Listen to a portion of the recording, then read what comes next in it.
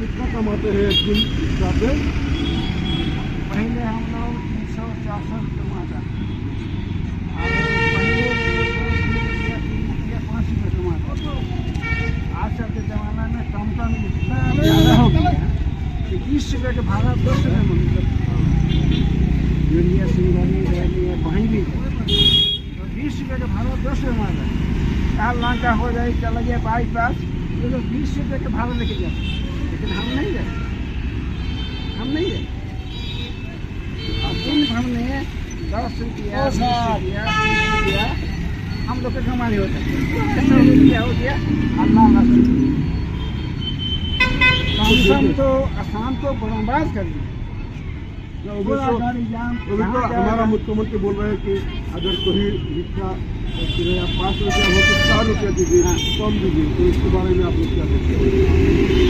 आपको आपके मुख्यमंत्री बोल रहे हैं कि अगर 5 रुपये रिक्शा भाड़ा हो तो 4 रुपया दीजिए, कम करके दीजिए।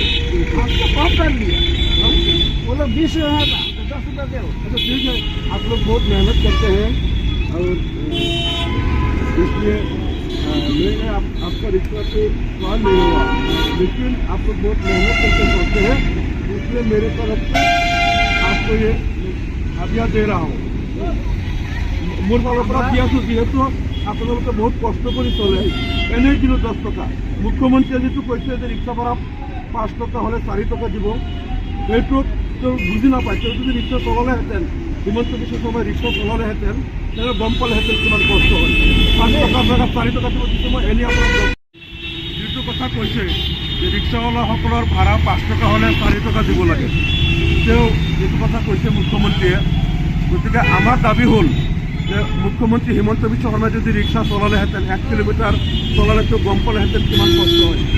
আৰু তাৰ পিছতো এই গৰীব মানুহে যিসকলে ৰিক্সা চলায়, আজি নিজৰ জীৱিকা নিৰ্বাহ কৰে, তেওঁলোকক মানে ভাড়াটো উচিত ভাড়া নিদিবলৈ তেওঁ যিটো কথা কৈছে, গতিকে আমাৰ দাবী হ'ল যে মুখ্যমন্ত্ৰী হিমন্ত বিশ্ব শৰ্মাই যিটো অন্যায় কৰিছে মানুহক ৰিক্সা ভাড়া কম দিবলৈ কৈ, আমি ৰিক্সাৱালাসকলৰ প্ৰতি আমাৰ সহমৰ্মিতা আছে।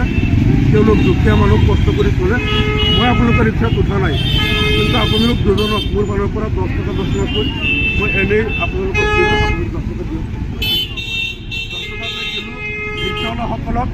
আমি অসমৰ ৰাইজক দাবী জনাইছোঁ যে আপোনালোকে ৰিক্সাৱালাসকলৰ ভাড়া যদি 10 টকা হয়, আপোনালোকে লাগিলে 15 টকা দিব, 15 টকা হ'লে 20 টকা দিব। ৰিক্সাৱালাসকলৰ আপোনালোকে অসুবিধাটো বুজি পাওক। আৰু অসমৰ মুখ্যমন্ত্ৰীয়ে যিটো কৈছে 5 টকা ভাড়া হ'লে 4 টকা দিব লাগে, ৰাইজক আহ্বান জনাইছোঁ আপোনালোকে এইবিলাক কথা নুশুনিব। তেওঁলোকে যিমান কষ্ট কৰি নিজৰ জীৱন চলায়, সেইটো ৰাইজে বুজি পাব। লাগিলে তেওঁলোকে 2 টকা ভাড়াকৈ বেছিকৈ দিব। মুখ্যমন্ত্ৰী অসমত কাজিয়া লগাব বিচাৰিছে, সেই কথাত আপোনালোকে ভুল নাযাব। অসমৰ ৰাইজক আহ্বান জনাইছোঁ।